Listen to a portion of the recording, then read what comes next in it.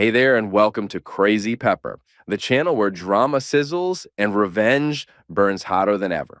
If you love jaw dropping twists, bold characters, and stories that keep you guessing till the end, you're in the right place. Subscribe and dive into gripping tales of betrayal, karma, and ultimate payback. Get ready for unforgettable moments and satisfying endings, only on Crazy Pepper. Hit that bell and let the drama begin. The prison gates clanged shut behind me for the last time, and I stood there, breathing free air for the first time in 2 years. Jack Creighton, age 38, ex-contractor, ex-husband, ex-everything. The taste of freedom should have been sweet, but all I could taste was the bitter metal of revenge. My wife Eliza had sent me to prison for something I never did. Her sister Kara claimed I pushed her down the stairs, causing her pregnancy failure. Complete BS. But the jury believed her tears over my protests. 2 years of my life stolen, my construction business destroyed, my reputation in ruins. Every month they came to visit. Every month I refused to see them. Let them sit in that waiting room and wonder what I was thinking. Let them imagine what I was planning. Today was my release day. Today was also the day they would lose everything. The bus dropped me off in downtown Cumberland at exactly 3:47 p.m. Nothing had changed much in this sleepy New England town. Same brick buildings, same gossiping housewives, same judgmental stares. I walked past Murphy's Hardware, where I used to buy supplies, past the diner where Eliza and I had our first date. The owner, Mrs. Patterson, saw me through the window and quickly turned away. Yeah, I was still the monster who hurt a pregnant woman, at least in their minds. My boots echoed on the sidewalk as I headed toward what used to be my home on Maple Street. The Victorian house I'd restored with my own hands, where Eliza probably still lived with her new boyfriend. Because, of course, there was a new boyfriend. Women like Eliza don't stay alone long. I stopped at the corner and lit a cigarette, studying my former life from across the street. The house looked good. Fresh paint on the shutters, new flowers in the garden. Someone had been taking care of it. Someone who wasn't me. A silver BMW sat in the driveway. Expensive car for a small-town PR executive. Unless she wasn't paying for it herself. I flicked the cigarette into the gutter and walked up to my front door. Muscle memory made me reach for my keys before I remembered they wouldn't work anymore.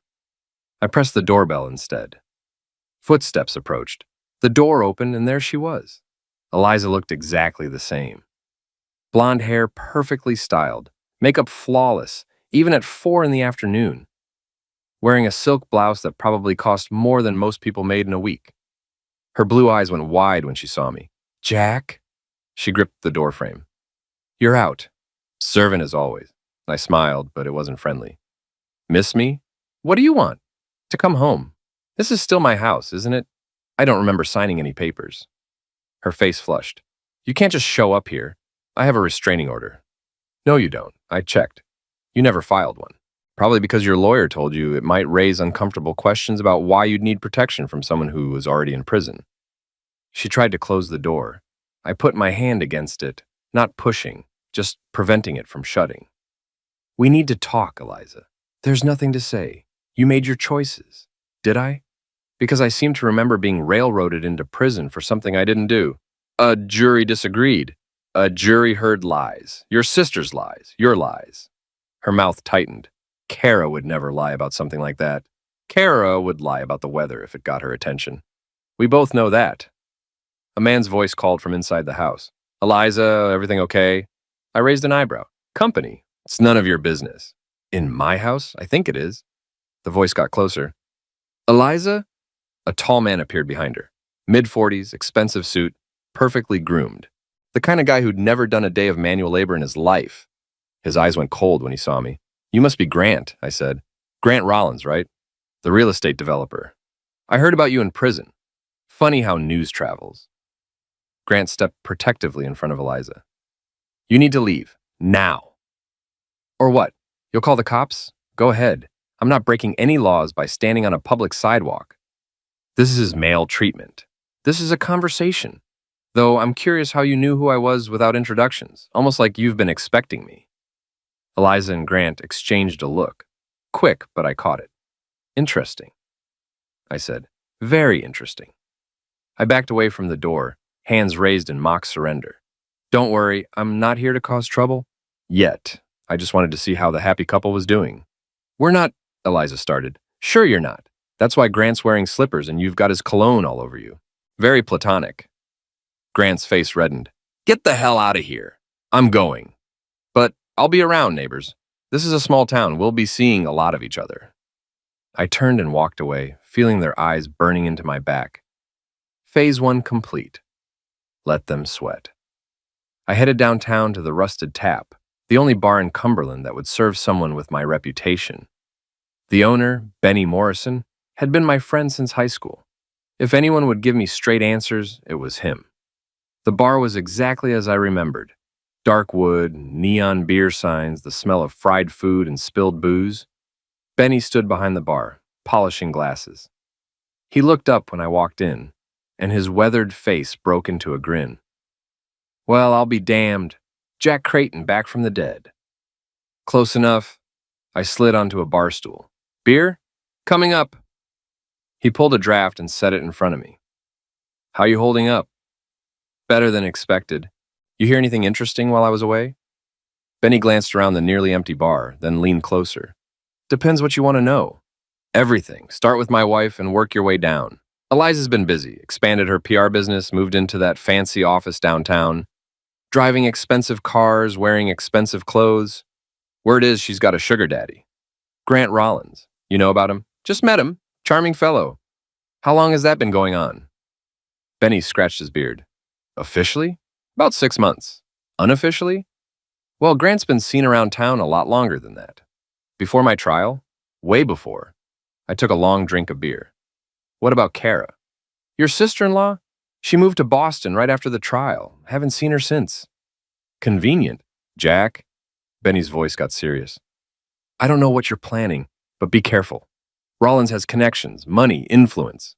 So did I once upon a time. Didn't help much. This is different. He's got the mayor in his pocket, half the town council. He's not someone you want as an enemy. I smiled. Too late for that. I spent the next 3 days learning the new landscape of Cumberland. 2 years might not seem like much, but in a small town, everything can change. New businesses, new alliances, new secrets. Grant Rollins owned half the commercial real estate downtown. His development company had bought up properties all along Main Street, turning them into upscale shops and restaurants that most locals couldn't afford. The man was systematically gentrifying Cumberland, and somehow Eliza had positioned herself right at the center of it. Her PR firm, Creighton Communications, occupied a glass-fronted office in one of Grant's buildings. The irony wasn't lost on me that she was still using my name to make money while I'd been rotting in prison. I set up surveillance from a coffee shop across the street. Old habits from my construction days, when I'd scout job sites before bidding. Know your territory, know your targets, know their routines. Eliza arrived every morning at exactly 8:30 in her silver BMW. Grant usually showed up around 10 in his black Escalade. They'd have lunch together most days, sometimes at an expensive restaurant, sometimes in her office with the blinds closed. On Thursday, I followed them to the Riverside Country Club, Cumberland's elite playground, where membership cost more than most people's annual salary. I couldn't get inside, but I could watch from the parking lot. They stayed for 3 hours. When they came out, Eliza was laughing at something Grant had said, her hand on his arm. They looked comfortable together, established. Like a couple that had been together much longer than 6 months. That evening, I paid a visit to Mrs. Darnell, the elderly woman who lived next door to my old house. She'd been the neighborhood watch captain for 20 years and knew everyone's business. Jackie. She opened her door wide, genuinely pleased to see me. Come in, come in. I was wondering when you'd stop by. Mrs. Darnell's living room hadn't changed since the 1980s. Floral wallpaper, doilies on every surface, the smell of old books and lavender. She bustled around making tea while I sat on her ancient sofa. I suppose you want to know about the goings-on next door, she said, settling into her recliner with a knowing look. If you don't mind sharing. Mind? Honey, I've been waiting 2 years to tell someone who'd actually listen. She leaned forward conspiratorially. That Grant fellow's been coming around since before your trial. I saw his car there the night before Kara's accident. My blood went cold. The night before? Oh yes, big argument too. Heard raised voices through the walls. Eliza was shouting about something, though I couldn't make out the words. You never told anyone this? Mrs. Darnell snorted. Who was I going to tell? The police? They had their minds made up about what happened. Besides, nobody listens to a nosy old woman. I'm listening now. She patted my hand. I know you didn't hurt that girl, Jackie. You never had a violent bone in your body. But Kara? She shook her head. That one was trouble from day one, always causing drama, always playing sufferer. What do you mean? She was jealous of Eliza. Anyone could see it. Her older sister had the successful career, the nice house, the handsome husband. Kara had nothing but problems. I sipped my tea, processing this information. Did you see what happened that day? I saw Kara arrive around noon, already upset about something. Saw her and Eliza arguing in the front yard. Then they went inside, and about an hour later, the ambulance came. Did you see me there? You didn't get home until after the paramedics arrived. I remember because you still had your work clothes on, covered in sawdust from that job site. This was crucial. The prosecution had claimed I was home all afternoon, that I'd pushed Kara and then called 911 myself to cover it up. But Mrs. Darnell could prove I wasn't even there when it happened. Why didn't you testify at my trial? I asked. Her face fell. Nobody asked me to. Your lawyer never contacted me, and the prosecutor certainly wasn't interested in anything that might help your case. My lawyer, Robert Chen, a public defender who'd been assigned to my case because I couldn't afford anyone better after Eliza froze our joint accounts. He'd barely put up a defense, just went through the motions until the inevitable guilty verdict, Mrs. Darnell, would you be willing to sign a statement about what you saw? Of course, dear, though I'm not sure what good it'll do now. Let me worry about that.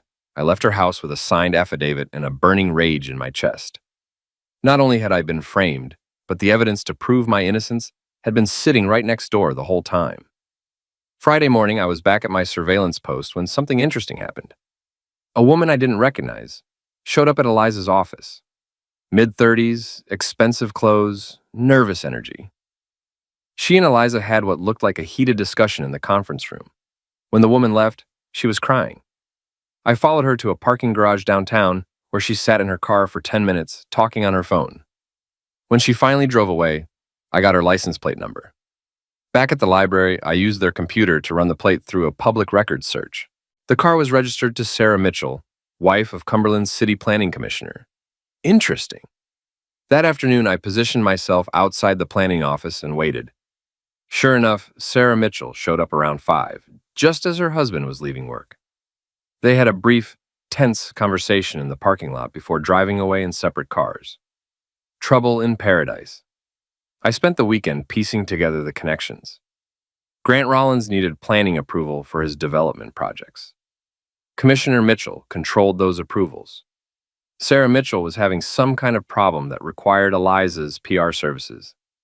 It smelled like blackmail. Monday morning brought a new development. I was having breakfast at the diner when Detective Morgan walked in. She'd been the lead investigator on my case, a tough woman in her 50s who'd seemed genuinely convinced of my guilt.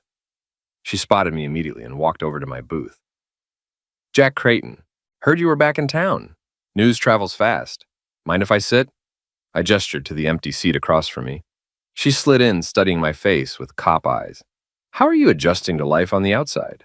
Can't complain, Freedom agrees with me. I hope you're not planning to cause any trouble. What kind of trouble would that be? The kind that involves maltreating your ex-wife and her boyfriend? I've had reports. Reports of what? Having a conversation on a public sidewalk? Detective Morgan's jaw tightened. Don't play games with me. I know you blame Eliza for what happened, but the jury made their decision based on the evidence. What evidence? Kara's testimony? Because that's all you had. There were other factors. Like what? The fact that I was supposedly home when it happened? Because I've got a witness who says otherwise. Something flickered in her eyes. What witness? Mrs. Darnell, my next-door neighbor. She saw me arrive after the ambulance was already there. Funny how nobody bothered to interview her. We interviewed all the relevant witnesses. Did you, or did you just interview the ones who supported your theory? Detective Morgan stood up. Stay out of trouble, Jack. I'm watching you. She left without another word, but I could see the doubt in her expression. Good. Let her start asking questions. Tuesday evening, I put my plan into motion. I'd spent days studying Grant's routine, and I knew he always stopped at Murphy's bar after work on Tuesdays. Not the rusted tap where the working class drank, but Murphy's upscale establishment where Cumberland's elite gathered to congratulate themselves. I arrived early and took a corner table where I could watch the entrance. Grant walked in at exactly 6:15, just as I'd predicted. He ordered his usual scotch and settled at the bar, checking his phone. I waited until he'd finished his first drink before making my move. Grant Rollins? I approached with my friendliest smile. Jack Creighton. We met the other day. His face went pale. What do you want? Just to talk? Buy you a drink? I don't think so. Come on, we're neighbors now. Practically family, considering you're sleeping with my wife. The bartender and several other patrons were starting to stare. Grant's face flushed red. Keep your voice down. Why? Ashamed of something? I slid onto the bar stool next to him. 2 scotches, I told the bartender. Top shelf. Grant looked like he wanted to leave, but walking away would cause more of a scene. He stayed rigid with tension. So, I said conversationally, how long have you been screwing my wife? We're not, please. I've been watching you two. The way you look at each other, the way she touches your arm. That's not a new relationship, that's comfortable. Established. The drinks arrived. I raised my glass. To honesty. Grant didn't drink. What do you want? I want to know when it started. Before my trial, during, or were you already screwing her while I was building your dream house? His knuckles went white around his glass. You're insane. Am I? Because I've been thinking about the timeline. You bought that property on Elm Street in January, 2 years ago. Hired my construction company in February. Kara had her accident in March. I was arrested in April. Convenient how everything worked out for you. You're paranoid. Maybe. Or maybe I'm finally seeing clearly. I leaned closer. Tell me, Grant, how does it feel to live in a house that another man built? Do you think about me when you're screwing my wife in the bedroom I designed? Grant stood up abruptly, his stool scraping against the floor. Stay away from me. Stay away from Eliza. Or what? You'll have me arrested? On what charges? Having a drink in a public bar? He threw a 20 on the bar and headed for the exit. I called after him loud enough for everyone to hear. Give Eliza my regards. Tell her I'll be seeing her soon. The bar went quiet. Every eye was on me, but I just smiled and finished my scotch. Let them talk. In a town like Cumberland, gossip was currency, and I just made a significant deposit. The next morning, I got the reaction I was hoping for. Eliza called me. You need to stop this, she said without preamble. Stop what? Maltreating Grant. Maltreating me. It's over, Jack. We're divorced. Move on. Actually, we're not divorced. You filed for separation, but you never completed the divorce proceedings. Legally, we're still married. Silence on the other end. Surprised? Your lawyer should have explained that. Of course, maybe he was too busy helping Grant buy up half the town to focus on the details. What do you want? I want the truth about Kara, about that night, about when you and Grant really started your affair. There was no affair. Grant and I didn't get together until after. Mrs. Darnell saw his car at our house the night before Kara's accident. Want to explain that? Another long pause. I don't have to explain anything to you. No, you don't. But you might have to explain it to Detective Morgan. I had an interesting conversation with her yesterday. She seemed very interested in new evidence. You're bluffing. Am I? Why don't you ask her yourself? I'm sure she'd love to hear your version of events. The line went dead. I smiled and pocketed my phone. Round 1 to me. That afternoon, I decided to visit Eliza's office. Time to take the fight to her territory. Creighton Communications occupied the entire second floor of one of Grant's renovated buildings. Glass wall, modern furniture, the kind of sterile corporate environment that screamed success. The receptionist, a young woman with perfectly styled hair, looked up nervously when I walked in. I'm here to see Eliza Creighton, I said pleasantly. Do you have an appointment? I'm her husband. I don't need an appointment. The girl's eyes went wide. She'd obviously heard about me.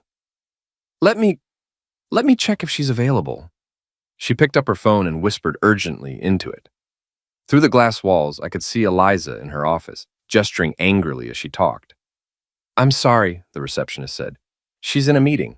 No problem, I'll wait. I settled into one of the expensive leather chairs in the waiting area and picked up a magazine. The receptionist kept glancing at me nervously, like I might explode at any moment. After 10 minutes, Eliza emerged from her office with a forced smile. Jack, what a surprise. I was in the neighborhood, thought I'd see how business was going. Business is fine, but I'm very busy, so using my name, I see. I gestured at the company logo on the wall. Creighton Communications. That's my name you're trading on. It's my name too. Is it? Because last I checked, you wanted nothing to do with me. Seems hypocritical to keep the name when you've discarded everything else. Her smile faltered. What do you want? A tour would be nice. This is a beautiful office. Grant has excellent taste in buildings. You can't just show up here. Why not? I'm a potential client. I might need PR services after my wrongful conviction gets overturned. The color drained from her face. That's not going to happen, isn't it? I've got new evidence, new witnesses. Turns out the police didn't do as thorough an investigation as they claimed. I stood up and walked toward her office. Mind if I look around? I'm curious what success looks like. Jack, stop. But I was already inside, examining the awards on her walls, the expensive art, the photos of her with various local dignitaries, including several with Grant and Commissioner Mitchell. Nice pictures, I said. You and Grant look very cozy with the City Planning Commission. Must be convenient for his business. Get out. In a minute. I picked up a framed photo from her desk. It showed Eliza and Grant at some charity gala, both smiling at the camera. When was this taken? She snatched the photo away. None of your business. The date stamp says 6 months ago. But look at this. I pointed to a newspaper on her desk, opened to the society page. Here's another photo of you two from a year ago, same event, different year. Funny how you keep showing up together. We work in the same circles. Do you? Because Grant's in real estate development and you're in PR. Not much overlap unless you're specifically working together. I moved to her computer, but she quickly stepped between me and the screen. You need to leave. Now. Or what? You'll call security? Go ahead. But I wonder what your clients would think if they knew you had your husband arrested on false charges to cover up your affair. That's not what happened. Prove it. For a moment, we stared at each other across her desk. I could see the fear in her eyes, but also something else. Calculation. She was planning something. Fine, she said finally. You want to know what happened? Kara was drunk. She fell down the stairs because she was drunk and unstable and looking for attention. Just like always. Then why blame me? Because, and she hesitated, because she was going to blame me. Said I pushed her. Said she'd tell everyone I eliminated her baby unless I gave her money. Now we were getting somewhere. So you threw me under the bus instead. I panicked. When you came home and found her bleeding, she was already saying you did it. I just didn't correct her. And Grant? Where does he fit in? Grant was helping me deal with Kara's blackmail attempts. She'd been threatening both of us for months. Threatening him with what? Eliza's mouth snapped shut. She'd said too much. Interesting, I said. Very interesting. I think I'll have a chat with Kara. Where did you say she was living now? Stay away from her. Why? Afraid she might tell me the truth? I headed for the door, then turned back. Oh, and Eliza, you might want to update your business cards. I'm thinking about trademarking the Creighton name. Wouldn't want any legal complications? I left her standing there, pale and shaken. The receptionist watched me go with wide eyes. By tomorrow, half the town would know I'd confronted Eliza in her own office. Perfect. Finding Kara wasn't as difficult as I'd expected. A few phone calls to mutual acquaintances, a search through social media, and I had her address in Boston. She was working at a coffee shop in Cambridge and living in a studio apartment near Harvard Square. I drove to Boston on Saturday morning, taking my time to plan my approach.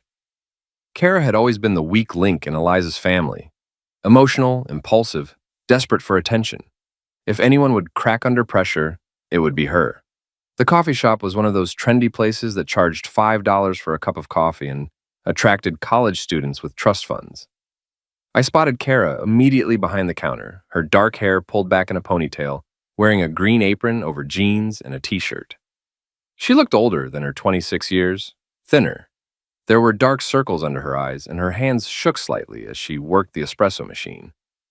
I waited until her shift ended at 3, then followed her outside. Hello, Kara. She spun around, her face going white when she saw me. Jack, oh God. Relax, I just want to talk. I can't, I have to go. She started walking quickly down the street, but I kept pace beside her. About what happened that day. About the truth. I told the truth. Did you? Because I've been talking to people and the story doesn't add up. She walked faster. Leave me alone. Mrs. Darnell saw Grant's car at the house the night before your accident. Want to explain what he was doing there? Kara stumbled, catching herself against a storefront window. I don't know what you're talking about. Sure you do. You were there, weren't you? You heard the argument between Eliza and Grant. Maybe you even saw something you weren't supposed to see. No. What was Grant paying you to keep quiet about? What did you see that was worth destroying my life? She turned to face me, tears streaming down her cheeks. You don't understand. They said if I didn't cooperate, they'd what? Nothing. I can't do this. She started to run, but I caught her arm gently. Kara, listen to me. Whatever they threatened you with, it's not worth living with this guilt. I can see it's eating you alive. You don't know what they're capable of. Tell me. Help me understand. She looked around frantically as if expecting Grant or Eliza to materialize out of thin air. Not here, too public. Where then? There's a park 2 blocks down. Meet me there in an hour. And Jack, come alone. I spent the hour walking around Cambridge, thinking about what Kara might tell me. Whatever she'd witnessed that night, it was serious enough to make her willing to perjure herself in court. The park was small and mostly empty, just a few joggers and dog walkers. I found Kara sitting on a bench near a pond, smoking a cigarette with shaking hands. I never wanted to hurt you, she said without looking up. You have to believe that. Then tell me what really happened. She took a long drag from her cigarette. I was broke, again. I'd lost my job, couldn't make rent. So I went to Eliza for help. And? She said no, said I was a grown woman and needed to take responsibility for my own life. We argued about it, and I said some things, threatened to tell people about her and Grant. What about them? That they'd been having an affair for over a year. That Grant was paying for her fancy clothes and car. That he was using her to get inside information about city planning decisions. The corruption angle.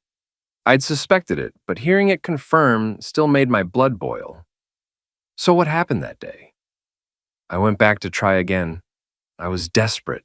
I thought if I could just make her understand. Kara's voice broke. But Grant was there. He said I was a problem that needed to be solved. Solved how? He offered me money. A lot of money. Enough to pay my debts and start over somewhere else. All I had to do was say you pushed me. And you agreed? Not at first, but then. She stubbed out her cigarette and lit another. Grant said if I didn't cooperate, he'd make sure I never worked in Massachusetts again. He has connections everywhere. He could destroy my life with a phone call. So you fell down the stairs on purpose. It was supposed to be a minor fall, just enough to make it look convincing. But I hit my head wrong, and when I woke up in the hospital, she started crying again. The baby was gone. There was actually a baby? 3 months along. I hadn't told anyone yet except Eliza. I was going to keep it and maybe try to get back together with the father. But after the fall, I felt a stab of unexpected sympathy. Whatever else Kara had done, she'd lost a child in the process. Why didn't you recant your testimony after you recovered? Grant said it was too late, that if I changed my story, he'd make sure I was charged with perjury and fraud. I'd go to prison instead of you. And you believed him. He had lawyers, expensive ones. He showed me papers, legal documents. I didn't understand half of it, but it looked official. I sat back on the bench, processing everything she told me. Grant Rollins wasn't just an adulterer and a corrupt businessman. He was a manipulator who destroyed multiple lives to protect his interests. Kara, would you be willing to tell this story to the police? I can't. He'll ruin me. He's already ruined you. Look at yourself. You're barely surviving, living with this guilt. How much worse could it get? She didn't answer, just stared at the pond where ducks were swimming in lazy circles. What if I could protect you? I asked. What if I could guarantee that Grant couldn't hurt you anymore? How? Let me worry about that. Just tell me you'll consider it. She was quiet for a long time. Finally, she nodded. I'll think about it. I gave her my phone number and drove back to Cumberland with my mind racing. I had Kara's confession, Mrs. Darnell's testimony, and evidence of corruption involving Grant and the City Planning Commission. It should be enough to clear my name and destroy my enemies. But simply proving my innocence wasn't enough anymore. I wanted more than exoneration. I wanted revenge. That evening, I called Detective Morgan. I have new information about my case, I told her. What kind of information? The kind that proves I was framed. Are you interested in hearing it? There was a long pause. Come to the station tomorrow morning, 9 o'clock. I'll be there. I hung up and smiled. Phase 2 was about to begin. Detective Morgan listened to my story without interruption, occasionally taking notes or asking for clarification. I showed her Mrs. Darnell's affidavit, played the recording I'd made of my conversation with Kara, and laid out the timeline that proved my innocence. When I finished, she leaned back in her chair and studied me with tired eyes. This is a serious accusation, Jack. You're claiming that Grant Rollins orchestrated a conspiracy to frame you for a crime that never actually occurred. That's exactly what I'm claiming. And Kara Winters willingly participated in this conspiracy? Under duress. Grant threatened to destroy her life if she didn't cooperate. Do you have proof of these threats? Just Kara's word. But given what happened to me when I crossed Grant, I'd say her fears were justified. Detective Morgan tapped her pen against her notepad. Even if everything you're telling me is true, prosecuting this case would be complicated. Kara would have to admit to perjury. Eliza would have to admit to conspiracy. Without their cooperation, get them to flip on Grant. Offer them immunity in exchange for testimony. It's not that simple. Why not? You had no trouble believing their lies 2 years ago. Why is it so hard to believe the truth now? Her face flushed. We investigated based on the evidence available at the time. You investigated based on what you wanted to believe. A working-class contractor versus a pregnant woman and her respectable sister. Easy choice. That's not fair. Neither was 2 years in prison for something I didn't do. She was quiet for a moment, then picked up her phone.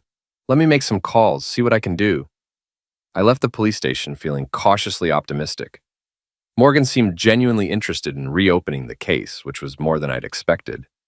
But I wasn't going to wait for the wheels of justice to turn. I had my own plans for Grant Rollins. That afternoon, I paid a visit to Sarah Mitchell, the planning commissioner's wife. She lived in an upscale neighborhood on the north side of town, in a colonial house with perfect landscaping and a 3-car garage.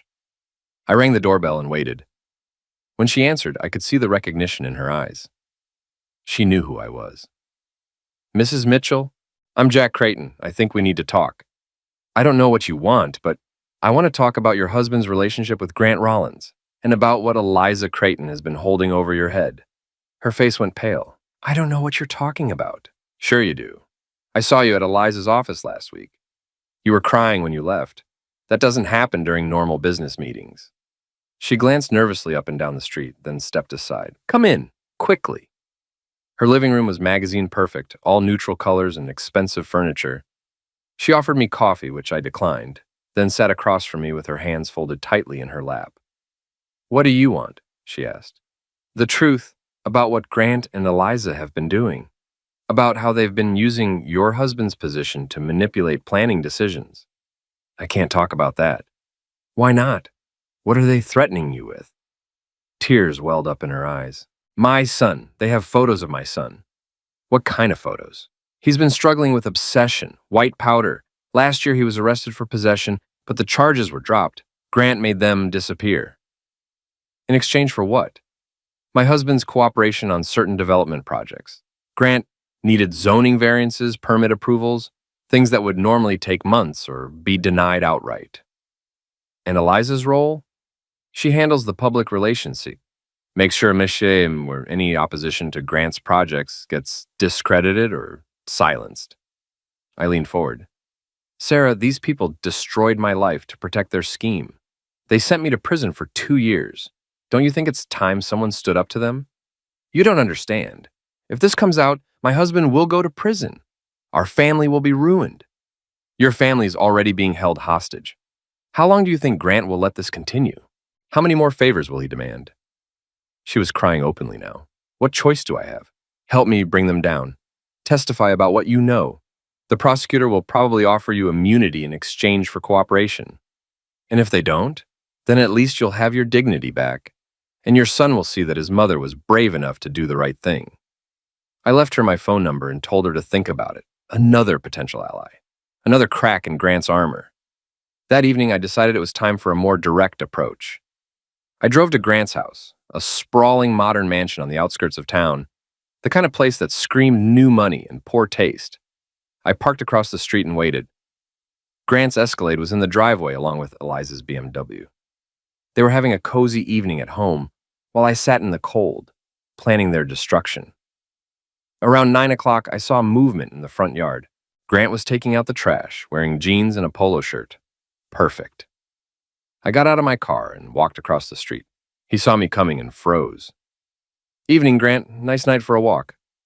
What the hell are you doing here? Admiring your house? Must have cost a fortune. Business must be very good. Get off my property. Relax. I'm on the sidewalk. Public property. I lit a cigarette and leaned against a streetlight. I had an interesting conversation with Kara today. His face went rigid. I don't know what you're talking about. Sure you do. She told me everything. About the bribes, the threats, the whole conspiracy. You're insane. Am I? Because I also talked to Sarah Mitchell. She had some fascinating stories about her husband's relationship with you.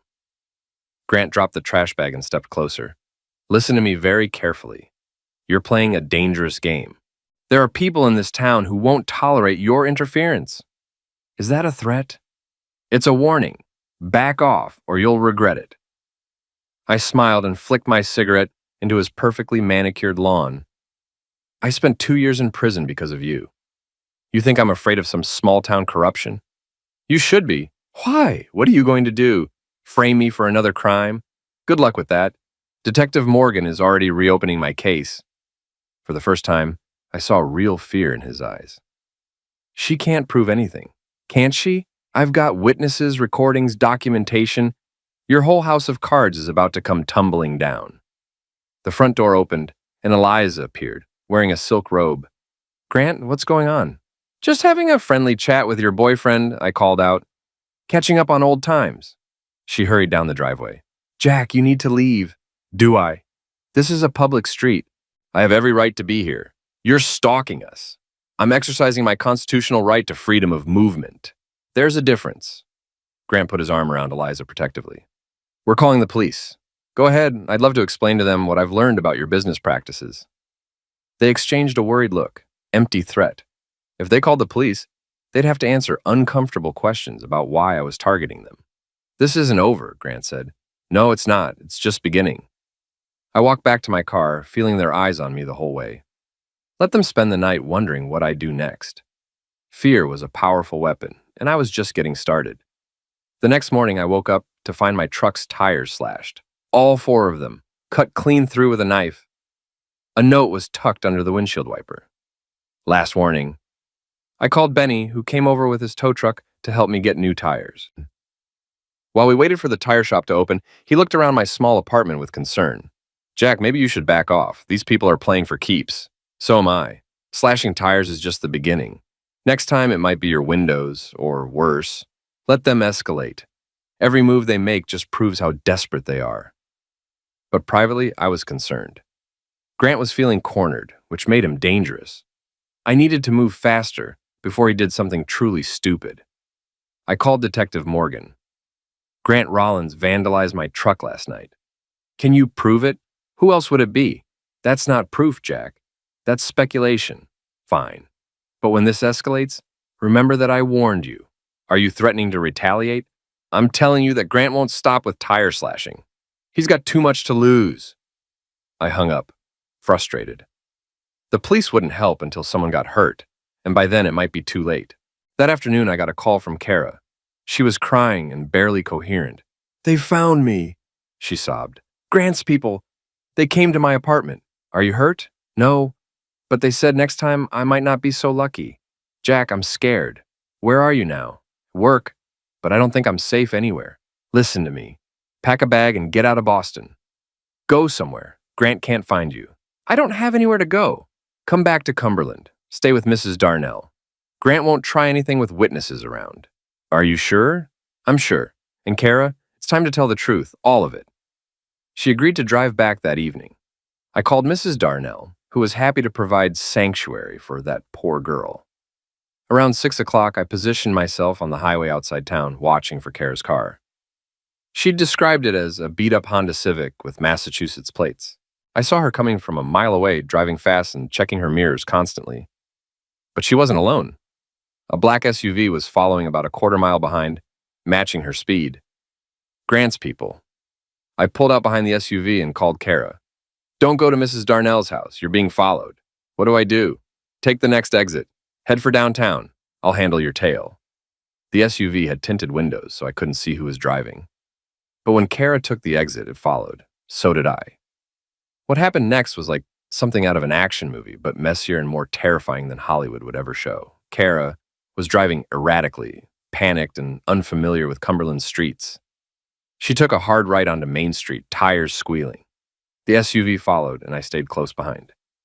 The SUV suddenly accelerated, ramming into Kara's rear bumper. Her car spun sideways, jumped the curb, and crashed into a parked car.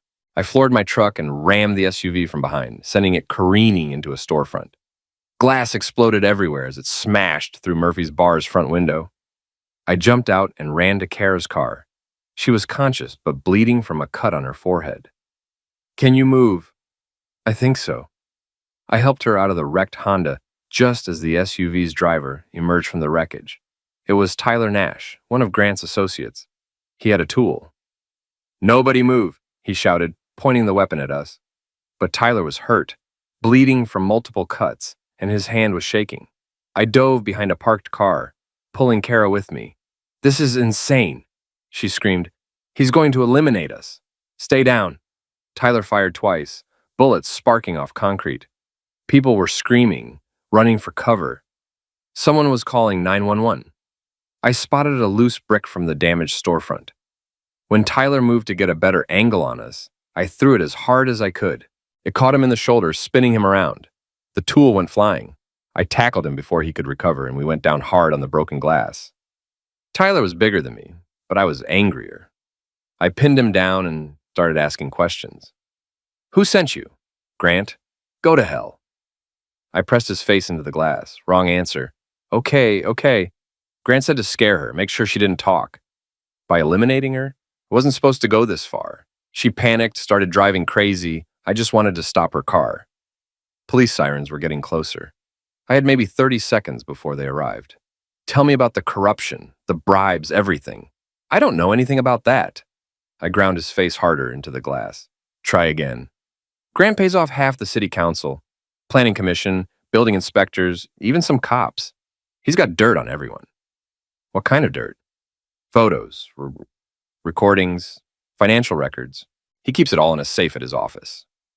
The police car screeched to a halt around us. Get your hands up, now! I raised my hands and stepped away from Tyler. Detective Morgan was among the officers who surrounded us, her tool drawn. Jack, what the hell happened here? Tyler Nash tried to eliminate Kara Winters to prevent her from testifying about Grant Rollins' conspiracy. That's not true, Tyler protested. He attacked me. I was defending myself, with a tool, against an unarmed woman. More police arrived, along with paramedics. Kara was treated for her injuries while Tyler was arrested. I gave my statement to Detective Morgan, emphasizing Tyler's confession about Grant's corruption. This is getting out of hand, she said. People could have been eliminated. People will be eliminated if Grant isn't stopped. He's desperate now. He'll do anything to protect himself. Let us handle it. You've had 2 years to handle it. How's that working out? She didn't have an answer for that. The crash made the front page of the Cumberland Herald the next morning. Downtown shootout leaves 2 injured. The story mentioned that Tyler Nash was being held on charges of attack with a deadly weapon and attempted homicide. It also mentioned that the incident was related to ongoing investigations into corruption allegations involving local officials. Grant's carefully constructed world was starting to crumble. Tyler Nash didn't last 24 hours in custody before he started talking. Faced with attempted homicide charges and the possibility of life in prison, he rolled over on Grant faster than a trained dog. Detective Morgan called me with the update. Nash is singing like a canary. Corruption, bribery, extortion, witness, intimidation. He's giving us everything. What about Grant? We're building a case, but he's lawyered up with the best defense team money can buy. This could take months. I don't have months. Jack, let the system work. We'll get him. The system failed me before. I'm not trusting it again. I hung up and sat in my apartment thinking. Grant was wounded but not finished. He still had money, connections, and the ability to disappear if he felt threatened enough. If I wanted real justice, I'd have to take it myself. That evening, I drove past Grant's house. The Escalade was gone, but Eliza's BMW was still in the driveway. I parked it down the street and waited. Around 10 o'clock, Grant's car pulled in. He and Eliza had a brief, heated conversation in the driveway before going inside. Through the windows, I could see them moving around frantically, packing suitcases. They were running. I called Mrs. Darnell. "Is Kara still staying with you?" "Yes, dear. Poor thing is terrified to leave the house." "Good. Keep her there. And call Detective Morgan if you see any strangers around." "What's happening, Jackie?" "It's almost over." I spent the rest of the night watching Grant's house. At dawn, a moving truck arrived. Grant and Eliza were liquidating their assets, preparing to disappear. I couldn't let that happen. When Grant left around noon, I followed him to his office building downtown. He parked in the underground garage and took the elevator to the 15th floor, where his development company occupied a corner suite. I waited 5 minutes, then followed.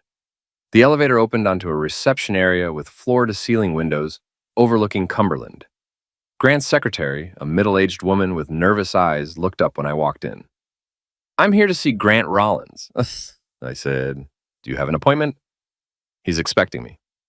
Before she could respond, I walked past her desk toward Grant's office. She called after me, but I was already opening his door. Grant was standing behind his desk, stuffing papers into a briefcase. He looked up when I entered, his face going white. "Get out of here. Going somewhere?" I closed the door behind me and turned the lock. "Security is on the way." "No, they're not. Your secretary is too scared to call anyone." Grant's office was impressive. Mahogany furniture, expensive art, awards and photos covering the walls. The spoils of corruption. "What do you want?" he asked. "I want you to confess to everything, the bribery, the conspiracy, framing me for Kara's accident. You're insane." "Maybe, but I'm also right." I moved closer to his desk. "Tyler told the police everything about the safe, the blackmail material, all of it." Grant's eyes flicked toward a painting on the wall behind his desk. "Bingo." "There's nothing you can prove." "Actually, there is." I pulled out my phone and showed him a photo. "Recognize this?" It was a picture of Grant and Commissioner Mitchell shaking hands outside City Hall, taken the day before a crucial zoning vote that had gone Grant's way. So what? We're both public figures. Look at the briefcase in Mitchell's hand, same briefcase he was carrying when he deposited $50,000 in cash at First National Bank the next day. Grant's face went pale. "How did you—" "I've been busy. Bank security cameras, traffic cameras, cell phone records. Amazing what you can find when you know where to look." I was bluffing about most of it, but Grant didn't know that. "You have no proof of any connection between that money and me, don't I?" I pulled out another photo. "This is you at the same bank, same day, withdrawing $50,000 in cash from your business account." This one was real. I'd gotten it from a friend who worked at the bank. Grant slumped into his chair. "What do you want?" "I told you, a confession. Full details about everyone you've bribed, everyone you've blackmailed, everyone who helped you frame me. And if I refuse, then I give everything to Detective Morgan and let her sort it out. Of course, by then you'll be a fugitive, which won't help your case. You don't understand. There are people involved in this who won't tolerate exposure. Dangerous people. More dangerous than me?" He laughed bitterly. "You think this is just about local corruption?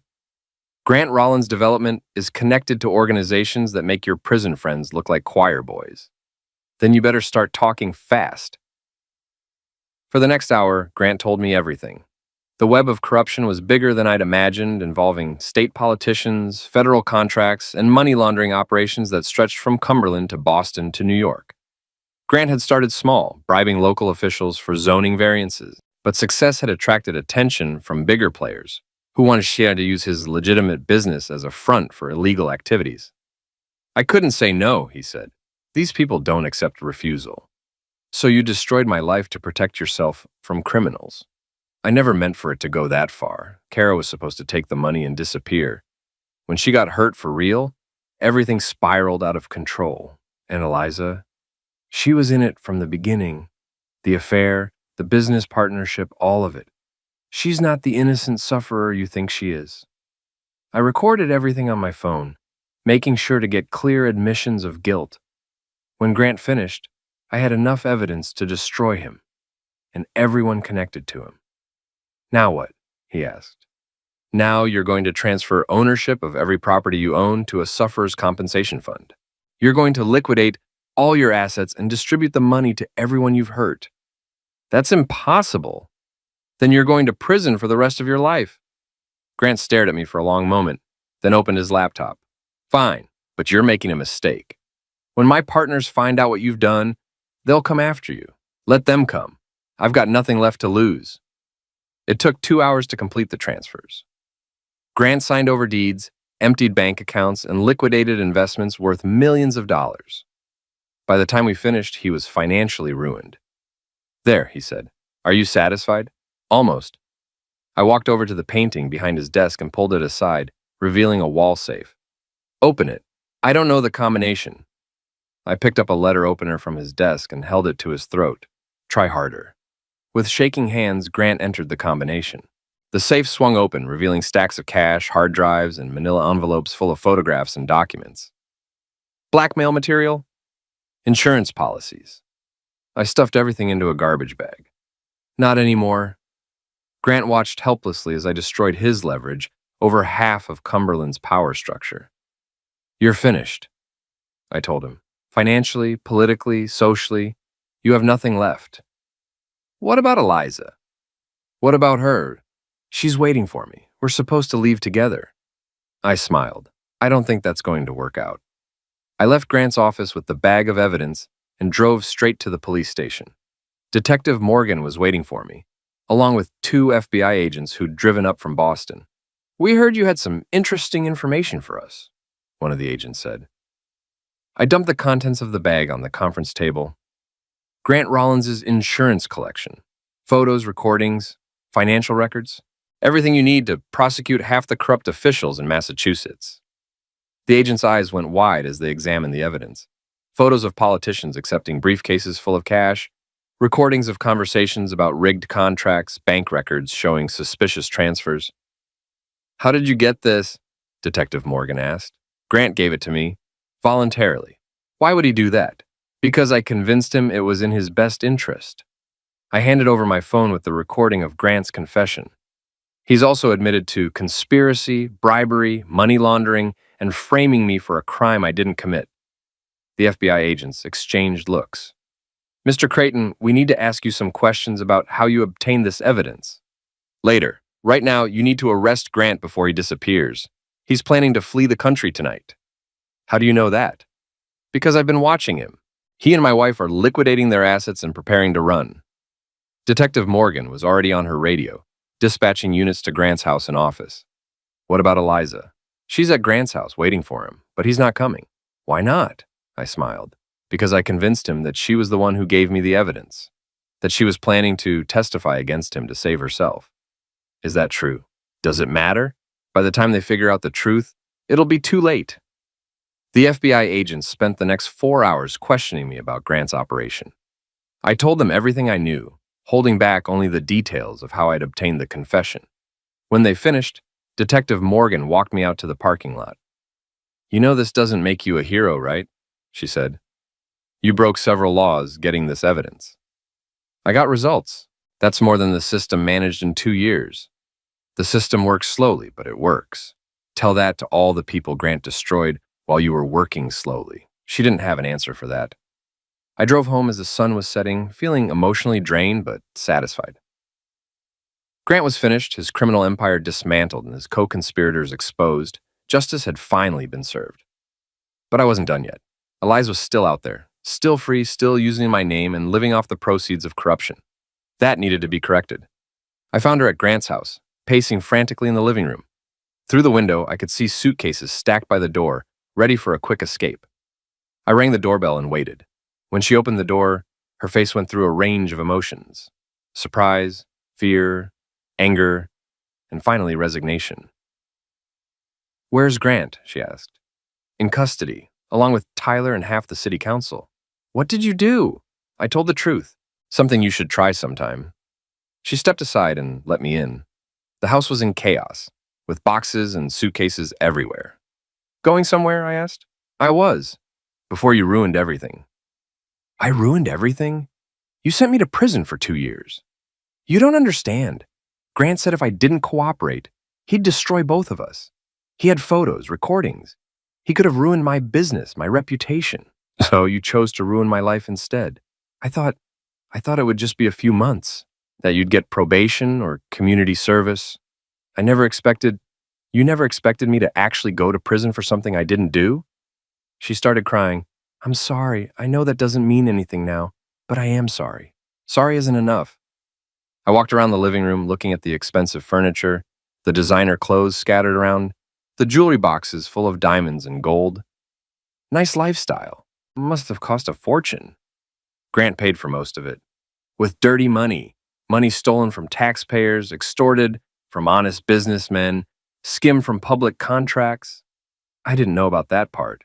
Didn't you, or did you just not want to know? She didn't answer. It doesn't matter, I said. It's over now.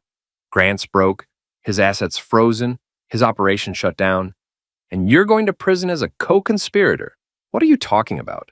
Grant gave the FBI everything, names, dates, bank records. Your name is all over his files as a willing participant in the conspiracy.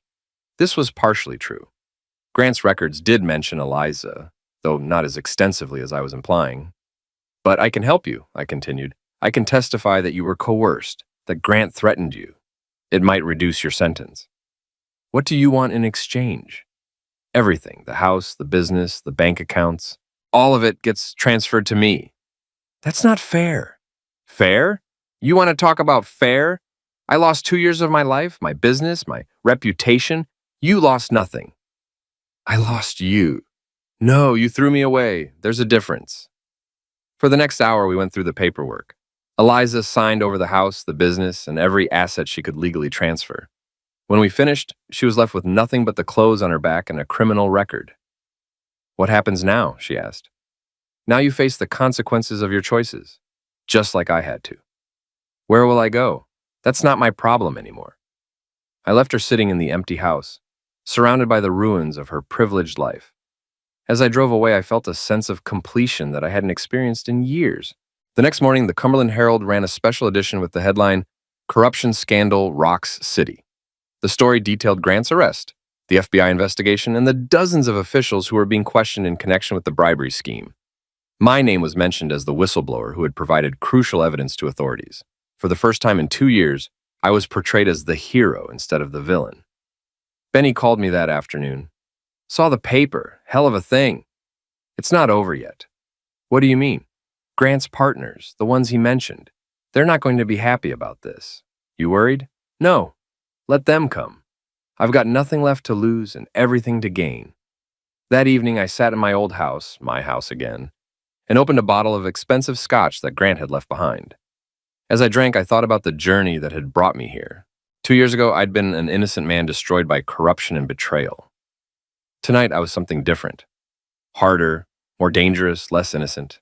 I'd gotten my revenge, but it had cost me something I could never get back. The man who'd gone to prison had been naive enough to believe in justice and fairness. The man who'd come out knew better. Grant Rollins was in federal custody, facing decades in prison. Eliza was broke and facing criminal charges. Tyler Nash was cooperating with authorities to avoid a life sentence. Kara was finally free to tell the truth. And I was sitting in my reclaimed house, drinking stolen scotch and planning my next move. Because this wasn't really the end. It was just the beginning. The phone rang. I didn't recognize the number. Jack Creighton? The voice was smooth, professional, dangerous. Who's asking? Someone who knew Grant Rollins. Someone who's very interested in meeting you. I'm not hard to find. No, you're not. We'll be in touch. The line went dead. I smiled and poured another drink. Let them come. I'd spent 2 years learning how to be patient, how to plan, how to survive. Now I was ready for whatever came next. The day of my release had indeed been the day they lost everything. But it was also the day I became someone new. Someone who understood that justice wasn't something you waited for. It was something you took.